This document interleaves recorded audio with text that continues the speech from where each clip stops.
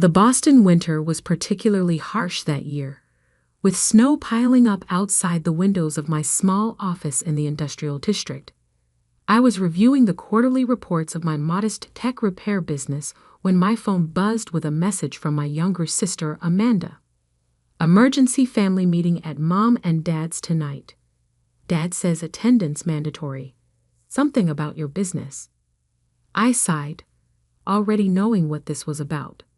For the past 3 years, I, Sarah Mitchell, had been running my own electronics repair shop while my family ran their much larger electronics retail chain, Mitchell Electronics.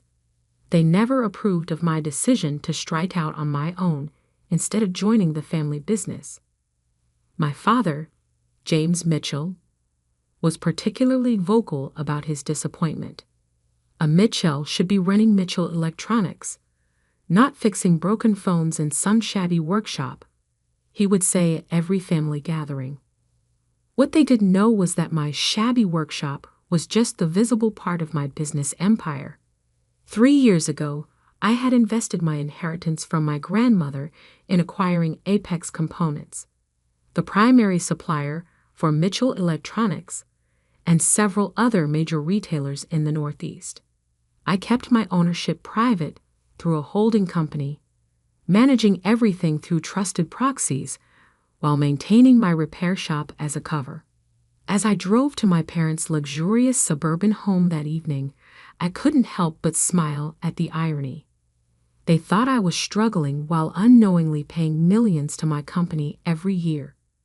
The family was already gathered in the living room when I arrived. Dad sat in his leather armchair like a king on his throne. Mom perched nervously beside him. My sister Amanda and her husband Tyler occupied the sofa, both wearing expressions of mock concern. "Sarah, sit down," Dad commanded, gesturing to the lone chair positioned directly across from him. Classic interrogation setup. I complied, maintaining a neutral expression. "We need to discuss your situation," he began, his voice carrying that familiar tone of condescension. "The family has been watching your little experiment with concern." I raised an eyebrow. "Experiment? This repair shop fantasy of yours?" Amanda chimed in, her voice dripping with false sympathy. "We've heard things aren't going well." Of course they had. I had deliberately kept my repair shop's profits modest, reinvesting most of the revenue into improving service quality rather than expansion. To outside observers, it might appear that I was barely staying afloat. Dad leaned forward, his expression serious. "Your business is failing," he announced to everyone. "We are taking over." I sat quietly as they laid out their plan. They would graciously absorb my repair shop into Mitchell Electronics, giving me an entry-level management position at one of their stores. "It's time to stop this foolishness and join the family business properly," Dad declared. Mom nodded encouragingly. "We're doing this for your own good, dear." I listened as they discussed my future, as if I wasn't in the room. Amanda was already suggesting which of my employees to fire. Tyler was calculating how to liquidate my equipment. Finally, Dad pulled out a document. "We've already drawn up the paperwork. Just sign here, and we'll handle everything." I took out my phone, scrolling through my contacts until I found the number for Apex Components' public line. The room fell silent as I hit the speaker button. "Apex Components, how may I direct your call?" A professional voice answered. "Hi, this is Sarah Mitchell, the owner, speaking. I'd like to speak with Marcus about our supply contract with Mitchell Electronics." The color drained from my father's face. Amanda's mouth fell open. Mom grabbed Dad's arm in shock. "One moment, Ms. Mitchell," the receptionist replied. Dad stood up, his face turning red. "What kind of game are you playing?" I smiled, finally letting my mask fall. No game, Dad. I've owned Apex components for the past 3 years. Every component, every circuit board, every piece of technology in your stores. You've been buying them from me. The silence in the room was deafening. Then Marcus's voice came through the speaker. Ms. Mitchell, how can I help you today? Just checking in, Marcus. How are our friends at Mitchell Electronics doing with their payments? All current, Ms. Mitchell. Their latest order for the spring quarter just came in yesterday. Shall I process it? I looked at my father's shocked face. Hold that order for now, Marcus. I'll call you back about it tomorrow. Very well, Ms. Mitchell. I ended the call and stood up, picking up the takeover document from the coffee table. Slowly, deliberately, I tore it in half. Now, I said calmly, I think it's time we had a real discussion about the future of our business relationship. The room remained frozen. Through the window, snow continued to fall silently on the Boston suburb, marking the beginning of a very different kind of family meeting. The grandfather clock in the corner ticked loudly in the silence. Dad's face had turned from red to purple, a vein pulsing in his temple. Amanda sat frozen, her perfectly manicured hands gripping Tyler's arms so tightly her knuckles were white. This is impossible, Dad finally sputtered. Apex Components is owned by Sterling Industries. I smiled, pulling out my tablet. Sterling Industries is a holding company. My holding company. I pulled up the corporate documents and turned the screen toward them. Would you like to see the ownership papers? Mom found her voice first. But how? The purchase price for Apex would have been $37 million. I finished for her. Grandmother's inheritance was quite substantial. While you were all busy mocking my little repair shop, I was using it to learn the industry from the ground up. Every component, every supplier, every market trend. You manipulated us, Amanda accused, her voice shrill. All those times you came to family dinners, pretending to struggle, manipulated you? I laughed quietly. Like you manipulated Davis Electronics into bankruptcy last year. I heard all about that at the supplier meeting. Their desperate calls to Apex for payment extensions. The way Mitchell Electronics swooped in to buy their assets at half price. Tyler shifted uncomfortably. He had orchestrated that takeover, earning himself a promotion to Chief Strategy Officer at Mitchell Electronics. Dad stood up abruptly, his business instincts taking over. Fine. You've made your point. Let's discuss this reasonably. What do you want? I sat back in my chair, enjoying the shift in power dynamics. First, let's talk about pricing. Mitchell Electronics has been getting preferential rates from Apex for years. That's changing effective immediately. You can't do that. Amanda protested. We have contracts. Contracts with annual review clauses. I corrected. Perhaps you should have read the fine print more carefully. The spring quarter order you just placed? The prices are going up by 15%. Dad's face paled. He knew what that would do to their profit margins. That's extortion. That's business, I replied coolly. Just like it was business when you tried to force me out of my shop today. Mom stepped forward, attempting to play peacemaker. Sarah, dear, surely we can work something out. We're family. Family? I pulled out another document from my bag. Like when you and Dad tried to block my business loan application at First National Bank last year. As a concerned parent, I believe the letter said. They had the grace to look embarrassed. That attempt to sabotage my business had backfired. It was what prompted me to start recording all our interactions. Here's what's going to happen. I continued, my voice firm. Mitchell Electronics will accept the new pricing structure. You'll sign a 5-year supply contract with Apex at market rates. No more preferential treatment. And you'll stay completely out of my repair business. Or what? Dad challenged, though his voice lacked its usual confidence. I smiled. Or I'll start supplying your competitors at a discount. I wonder how Riverside Electronics would feel about getting components at 20% below what you're paying. The threat hung in the air. Riverside was their biggest competitor in the Northeast, and such a price advantage would devastate Mitchell Electronics' market share. Tyler, ever the strategist, spoke up for the first time. This could destroy the company. Thousands of people could lose their jobs. That's your choice to make, I replied. I'm just offering a fair business arrangement. The same courtesy you showed me today. Amanda stood up, tears of fury in her eyes. You've been planning this all along, haven't you? Playing the struggling daughter while secretly plotting to take over. Take over? I laughed. I don't want Mitchell Electronics. I built something of my own. Something you all thought I couldn't do.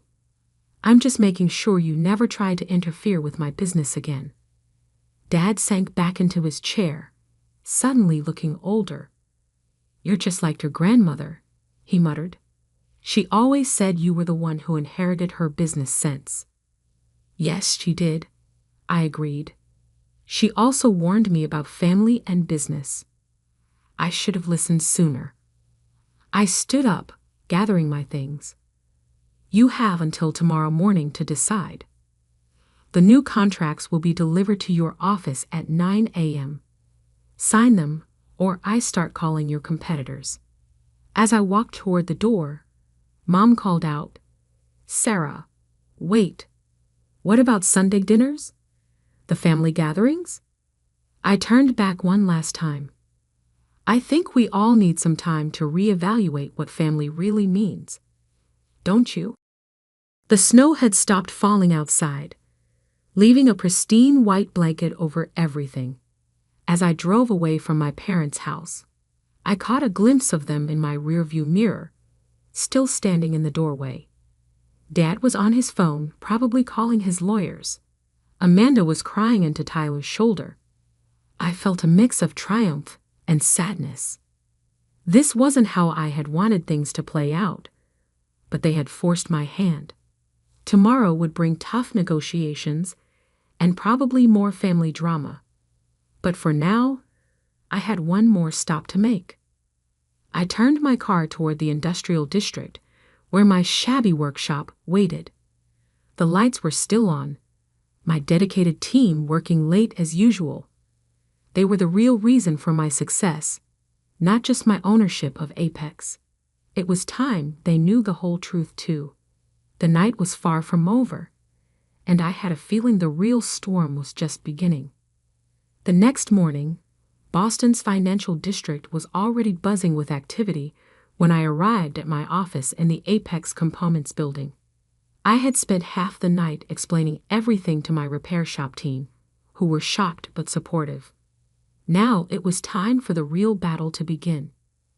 My phone had been flooded with messages since dawn. Missed calls from Mom, angry texts from Amanda, and several emails from Tyler marked URGENT. I ignored them all and focused on preparing for the 9 a.m. meeting. At 8:45, Marcus, my VP of Operations at Apex, entered my office. The Mitchell Electronics legal team just arrived. All 6 of them. He handed me a coffee. Your father's with them. I nodded, not surprised. And Amanda. She's in the lobby with Tyler. They're demanding to be part of the meeting. Let them come up, I said, straightening my jacket. The more witnesses, the better. At precisely 9 a.m., they filed into the conference room. Dad led the charge, followed by his lawyers and Amanda and Tyler. Their expressions ranged from anger to disbelief as they took in my presence at the head of the conference table in the Apex headquarters. "Before we begin," Dad announced, "I want to make it clear that we contest the legitimacy of your ownership claim." I smiled and gestured to my own legal team. "Feel free to contest it. The paperwork has been ironclad for 3 years. But while you waste time and money on pointless litigation, I'll be having some interesting conversations with Riverside Electronics." One of Dad's lawyers whispered something in his ear, and his face tightened. They knew I had them cornered. "The new contracts," I said, sliding folders across the table. "As promised. Market rate pricing, 5-year term, no early termination without penalty." Tyler grabbed a copy and started reading, his face growing increasingly pale. "These terms, they'll cut our margins by at least 40%. Welcome to the real market," I replied. "You've been getting artificially low prices for years. That ends today." Amanda slammed her hand on the table. "This is ridiculous. Daddy, we can't accept this. There must be other suppliers." "There aren't," Tyler said quietly. "Apex controls 60% of the component market in the Northeast. The remaining suppliers couldn't handle our volume, and overseas suppliers would mean months of delays." Dad's lawyers huddled together, whispering furiously. I could see them realizing just how thoroughly I had planned this. Then Mom burst into the room, tears in her eyes. "Sarah, please. I've been up all night thinking about this. We can work something out. We're family." "Family?" I stood up slowly. "Let me tell you about family, Mom. 3 years ago, when I started my repair shop, I came to you for advice. You told everyone at the country club that I was going through a phase. When I needed a small business loan, Dad tried to block it.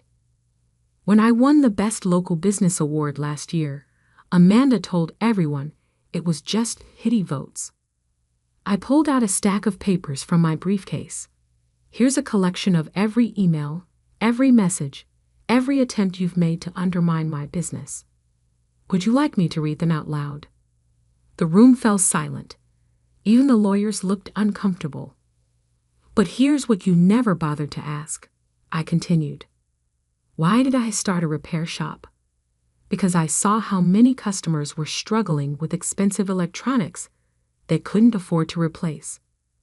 While Mitchell Electronics was pushing new products, I was helping people fix what they had. My little shop has helped over 3,000 families keep their devices running." Dad scoffed, but I noticed Tyler looking thoughtful. "And Apex," I went on. "I bought it because I saw how Mitchell Electronics treated smaller retailers, squeezing them with high prices while you got special deals. That ends today." I pushed another document across the table. "This is my final offer. Market rate pricing for everyone. No more preferential treatment. And a clause requiring Mitchell Electronics to establish authorized repair centers for your products." "Repair centers?" Tyler leaned forward, interested. "Like your shop?" "Exactly. You've been fighting against the right to repair movement, making it impossible for independent shops to get parts. That changes now. It's not just good ethics, it's good business." Amanda looked at Tyler in surprise as he picked up the contract and started reading more carefully. "This could actually work," he muttered. "The repair centers could generate steady revenue, build customer loyalty." "Absolutely not," Dad thundered. "We are not turning Mitchell Electronics into a repair shop chain." "No," I agreed. "You're adapting to a changing market. Sign the contract, and I'll even help you set up the repair center network. Refuse, and I start calling your competitors in an hour." Dad turned to his lawyers, who nodded grimly. They knew they had no choice. "I'll need to take this to the board," he said finally. "You have until noon," I replied. Oh, and one more thing. I slid a final document across the table. My repair shop. It's now an authorized Apex Components training center. We'll be certifying technicians for all these new repair centers. Mom burst into fresh tears, but they weren't entirely sad tears. For the first time, I saw a glimmer of pride in her eyes. The meeting ended with Dad and his lawyers retreating to Mitchell Electronics headquarters for an emergency board meeting. Amanda followed them out without a word, but Tyler lingered. "You planned this perfectly," he said, a note of admiration in his voice. "Want to get coffee? I'd love to hear more about your repair center network idea." I looked at him suspiciously, but his interest seemed genuine. "Sure," I agreed. "But if this is some kind of ploy..." He shook his head. "No ploys. I think you might have just saved Mitchell Electronics from becoming obsolete. Your father's too proud to see it yet, but you're right about where the market is heading." As they left, Marcus approached with a new stack of messages. "Riverside Electronics has been calling all morning. They heard rumors about changes at Apex." I smiled. "Tell them I'm in meetings all day. Let them sweat a little. The next few hours would determine the future of both Mitchell Electronics and my relationship with my family." But for the first time in years, I felt like I was finally being seen for who I really was. Not just the rebellious daughter, but a businesswoman in my own right. The storm I had started was far from over, but at least now everyone knew exactly what they were dealing with. The Mitchell Electronics board meeting ran over the new deadline. At 12:01, I was about to start dialing Riverside Electronics when my office phone rang. It was Dad's private number. "The board has approved the contract," he said, his voice tight. "With one condition." I waited. "They want you on the Mitchell Electronics board as well, as head of the new repair division." I hadn't expected that. "Who proposed that?" "Tyler did, and..." I seconded it. The admission seemed to cost him something. I could hear the years of pride cracking in his voice. "I'll think about it," I replied, and hung up. Over coffee earlier, Tyler had shared some uncomfortable truths about Mitchell Electronics. Their sales were declining as consumers became more environmentally conscious and repair-friendly. The company needed to evolve, but Dad had been resistant to change. My phone buzzed with a text from Amanda. "We need to talk, alone." I agreed to meet her at my repair shop. When she arrived, her designer heels clicked against the workshop floor as she took in the busy space. Technicians were working at various stations, carefully bringing dead devices back to life.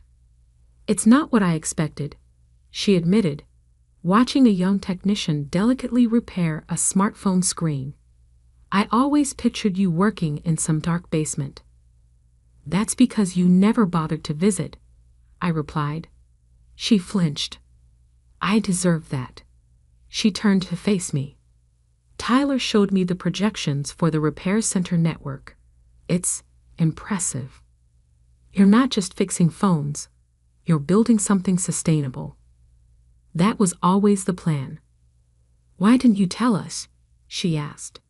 "About Apex, about all of this? Would you have listened? Or would you have tried to take control, like you did yesterday?" She was quiet for a moment. "I was jealous," she finally admitted. "You were always the smart one, the one grandmother believed in. When you started this shop, I thought I was finally better than you. Working at Mitchell Electronics, wearing expensive suits, looking down on my sister, the repair technician. And now I realize you saw the future while we were clinging to the past." She gestured around the shop. "This is where the industry is heading, isn't it? Sustainability, repairs, customer service." "It is," I confirmed. "The question is, Are you ready to be part of it? Before she could answer, the shop's door chimed. Mom walked in, looking out of place in her pearls and cashmere sweater. I hoped I'd find you both here, she said softly. Your father's on his way too. Sure enough, Dad's car pulled up minutes later. He entered the shop slowly, taking in the busy workspace with new eyes. Your grandmother would be proud, he said quietly. She always said business wasn't just about profits. It was about building something worthwhile. That's what I've been trying to do, I replied. I know that now. He pulled out a folder, the signed contracts, and something else. Inside was a formal apology from the Mitchell Electronics Board for their past attempts to interfere with my business, along with the board membership offer. We're not asking you to give up anything, Dad explained. Keep running Apex and your shop. But help us transform Mitchell Electronics too, not as our supplier, but as our daughter. I looked at my family, Mom's hopeful smile, Amanda's newfound respect, Dad's difficult but genuine attempt at reconciliation. On one condition, I said, the repair network starts here, with my team. They've earned it. Agreed, Dad nodded. Tyler's already working on the implementation plan. He says you two had quite a productive coffee meeting. Speaking of your team, Amanda added, we need to talk about expansion. If we're rolling out repair centers across the Northeast, you'll need to train more technicians. I might have some ideas about that.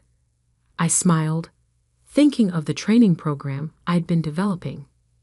That evening, after the papers were signed and plans were made, we gathered for an impromptu family dinner, not at my parents' formal dining room, but at the small cafe next to my shop.